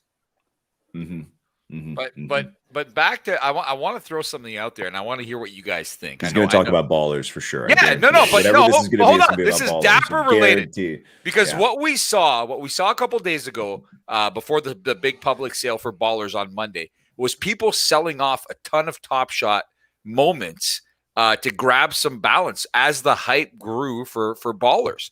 And this is the first time that people were able to use their Dapper balance elsewhere. Right. So I'm thinking Top Shot's looking at this saying, hold on a second. Genies is supposed to do the same thing. They're supposed to be under the Dapper wallet. And a bunch of other projects that are coming out are going to be under the Dapper wallet. Is that a bit concerning for something like Top Shot, where people are a bit fed up and can now sell off some of their moments and take their money elsewhere? I mean, I don't think it's I would say yes. I would say yes, but go ahead, John. Yeah, I mean, if you think about it as like maybe a negative to the money and the Top Shot ecosystem, then that's fine. But at the same time, like, I mean, I constantly try to preach like opportunity cost, right? You have to understand the opportunity cost. So if you're holding on to a 15K Dwight Howard that you bought 6 months ago for $150, and now it's worth like $15, and you're just holding it because you want to get it back to the 150, then that's not like smart to do, right? If you want to sell off 10 of these $15 Dwight Howards now and go buy a baller because you think that has more potential to do better in the long run, or be better for your whatever the hell your collection or your well-being or whatever. I mean, that's, in my opinion, that's encouraged. Like, that you should do that. Like, you should constantly be thinking about things like that. Like, if I sell this and get this money, then I can put it into this, which is maybe a better option to do. And you can do this on Top Shot as well. Like, you don't have to wait for every shit turd deal you've ever like had in your life to come back into the green. I've got plenty of red sales in my live token. As you're scrolling through it, there's tons of red in there. And it's just like, you just have to kind of bite the bullet and say, yeah, that was maybe a bad decision, and now I'm going to try something else, you know?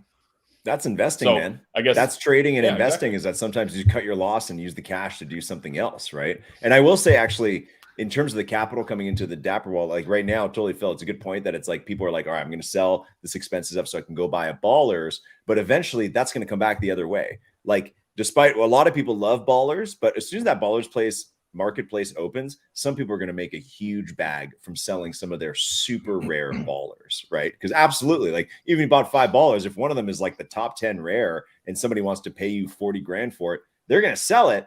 And that money's going to go back in a Dapper wallet. Yes. And then what can you use? Obviously, you can withdraw it and or you can send it to an ETH wallet even if you want.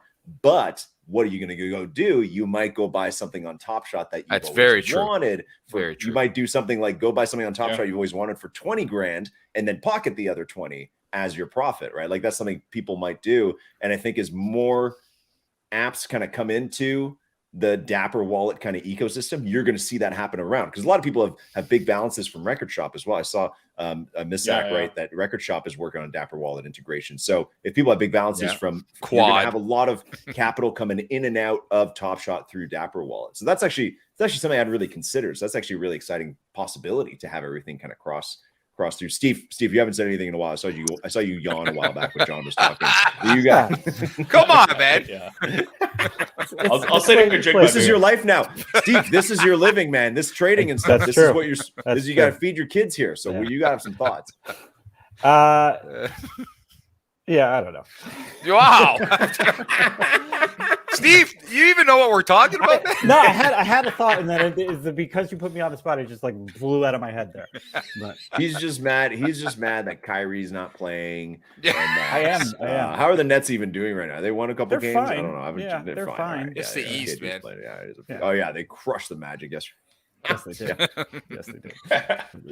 Well, the ballers thing is interesting to talk about ballers for a little bit. I unfortunately don't have any. I completely botched the Q thing or whatever. I did as well. I like got locked out or whatever, and I'm sure others had that issue. But I do think that Steve had to pause Squid Games for a sec.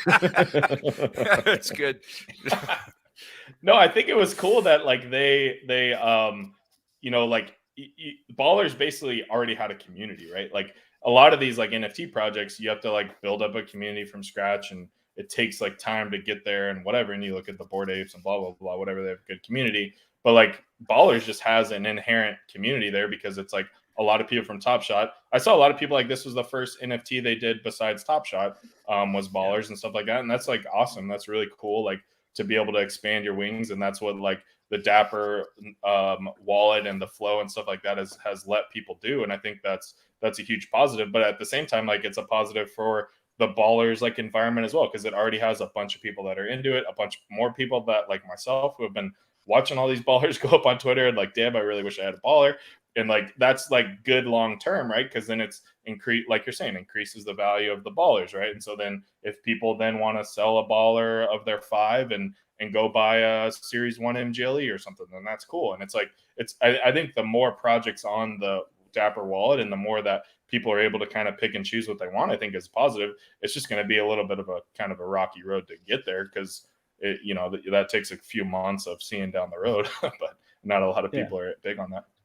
Yeah, and to get back to your original question, Phil, like if you're Top Shot, I assume that you have to be planning for this, because Dapper wants their ecosystem to grow. Dapper wants there to be other projects that are super successful in the ecosystem, and there's always going to be tug and pull back and forth between them. But there's also opportunity there, to John's point.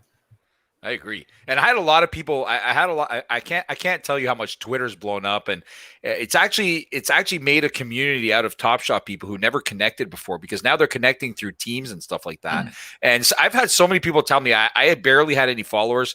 Now I'm being followed by 300 or 400 more people than I was a couple of days ago. It is absolutely bonkers. But the most common thing that came around from a lot of people was that I can finally dive into something without my wife finding out that I'm using more money, because they were able to use their Dapper. If they want to go into something else and they've already spent a couple, thousands on Top Shot, and the spouse is really upset, they're not allowing more spending on anything.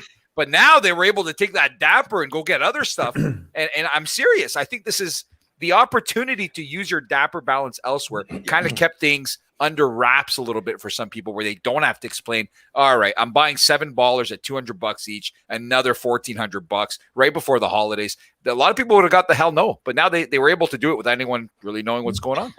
I think we underestimate how many people, like, just because we all, like, or at least personally, obviously I look at NFTs on a lot of ETH and other chains as well, and it's I'm comfortable with it. I think we underestimate how many people in Top Shot don't want to do that. They don't want to go download MetaMask. It's complicated and stuff like that. Even just to send it from your Dapper balance to your MetaMask, people don't want to learn that. Or it's easier, just like a bank account, just goes back into your Dapper, and you look at it, and you're like, great, oh, I can buy something with this, perfect. Like it just keeps it simple. So that could be, I think what kind of concluding here is that, like, a big factor we got away from Top Shot, but it's just like the future of the Dapper wallet is actually something that's going to matter more and more to all these projects coming up. And then obviously the chat's mentioning here and there the NFL project, whenever that comes, and what that's going to do, where I would say it's totally going to suck a lot of liquidity out of Top Shot, because absolutely, like, do I want to liquidate a couple $1,000 to make money for NFL? Like, absolutely. Do I want to take it from somewhere else? Not necessarily,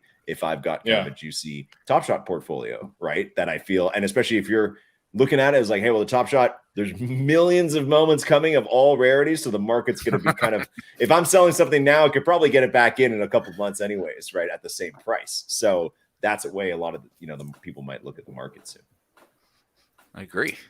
Okay, guys, it's been a wonderful session. The last thing I want to talk about is completely unrelated to anything we've chatted about tonight. But Steef and Jon, have either of you, when you were kids, ever watched Bozo the Clown, the TV show? Yeah. Whoa! Yeah, no, it was can't say I Okay, well, I'm going to show you. Phil brought this up today. I don't know how this came up today on Twitter. I don't know. Phil brought this up. And every year, just so you guys know, for a long time when Phil and I were kids, we would go to Florida for vacation once a year. That's the main thing we wanted. When we went to Florida, we got to watch all the American TV channels, right? Late 80s, early 90s. Like, we only had so many American TV channels in Canada. But we got to Florida, we're like, oh, now we have all the channels. And every day at like 10 a.m., the Bozo the Clown show would play. And we would watch it. We get to watch it once a year for like 2 weeks in Florida. Yep, over the beach, over the pool. Chose that? Yes. Oh, yeah. Because they used to play that little game where they throw the balls in the buckets, man. Yeah, that's what Phil wants to see. Here we go. This is it. Dude, look at how terrifying an opener that is. There he is. There's Bozo. I think it was on for like 40 years or something like that. Oh, it was on for a long time. The guy who plays Bozo recently passed away at like 89 or something. And one of our community members, I think LG, said that he was on the show. Yeah, somebody said they were on the show and they missed the first bucket, which we're going to show you how hard it is. How do you miss the first bucket, man? Oh, you guys still? Okay, here we go. Did Bozo make it through life scandal free? No chance. Yeah, this no is a legit. This is an OG legit clown, man.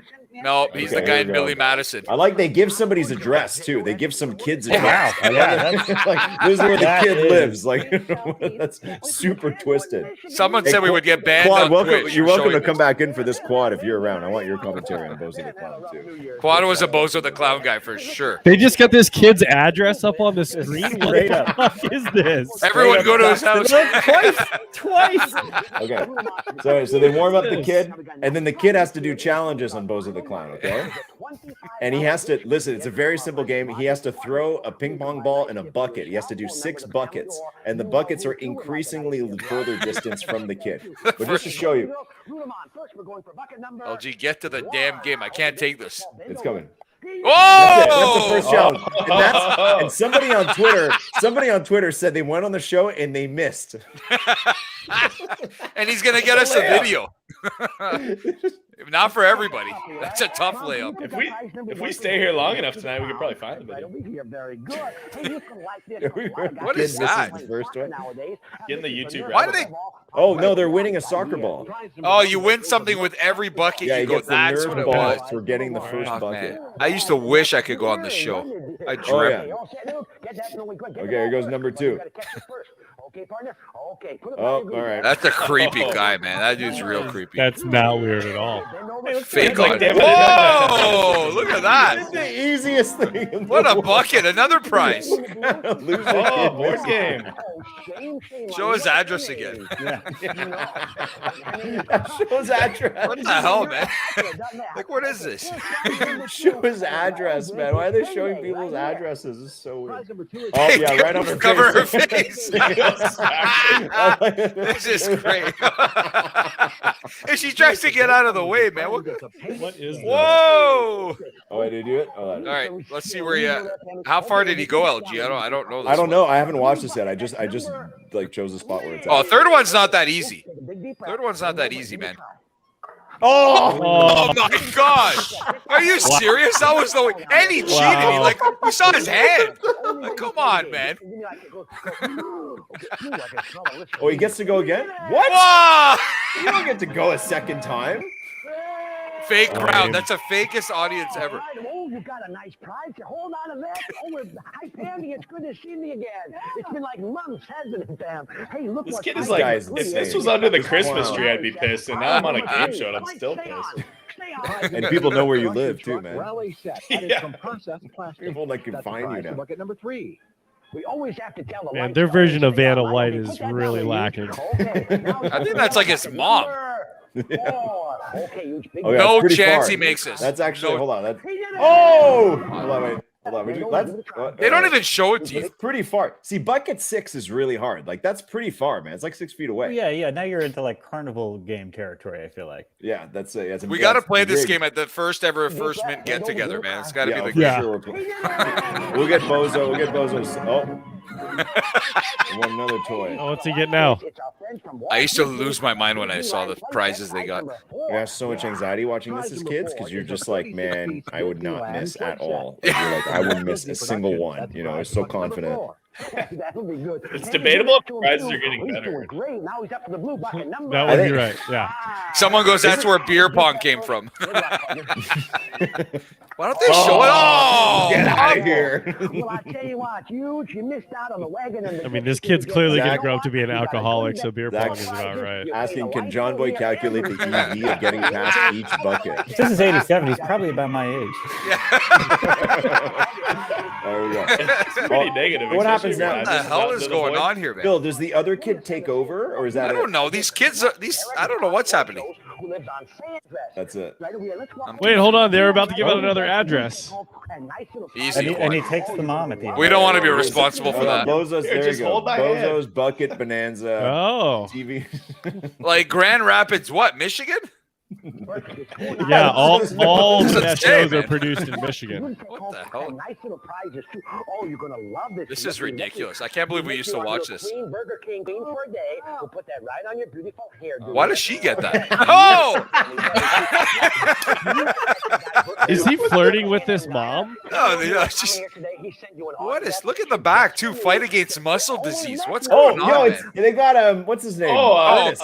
Weekend at Bernie's, man. Ernest, yeah. No, not Weekend at Bernie's. No. Ernest. Ernest goes to jail. Yeah, Ernest goes. Look at the back, LG. Fight against muscle diseases. Like, what is this? I guess they had some good causes they were raising money for. Oh, okay. Yeah, it must have been. Yeah. Very goody. Oh, this is. Whoa! I'm still baffled that you guys chose this. Join the Boy Scouts. This is creepy, man. There's no way this this show would not fly in today's day and age. No, that's gone. Yeah, that's a forgotten era. Anyways, nice walk down memory lane, guys. Thank you for coming on the show. It's been great, fantastic chat, and we'll see. We'll be on for Club Cold Brew tomorrow. So if you guys want to join, always great to hear from you guys. But yeah, great to chat with you guys. One last giveaway. We got another Flow Fest pack, and this one is pretty easy. #ballers, I think, is what it's got to be. Hashtag ballers. Let's say hashtag Bozo the Clown, but hashtag ballers is fine. Shout out to everyone giving subs too. Plunges in there. We're getting subs right now. Hey, that's nice. Thanks to everybody. Thanks. Shout out everybody giving subs. Absolutely. Anything else before we go? Is there anything else we forgot? I feel like there's always stuff we forget to do on the show. We're good. No, I mean there'll be something tomorrow after the drop in. Someone's not gonna be happy. I'll be checking John Boy's tweets to see what the latest shoot down. Yeah, oh yeah, absolutely. I love that stuff, man. Oh, right on. Ballers. There you go. Oh, it's coming. We're gonna drop one more ballers. Well, you want another ball? You want a second prize? Is that what you're saying? No. We're gonna shout it out real soon. Real Savo, you're getting a Flow Fest pack, and that's it for us tonight, guys. So everybody, have yourselves a wonderful evening, and we'll see you next time. Ballers! The first minute.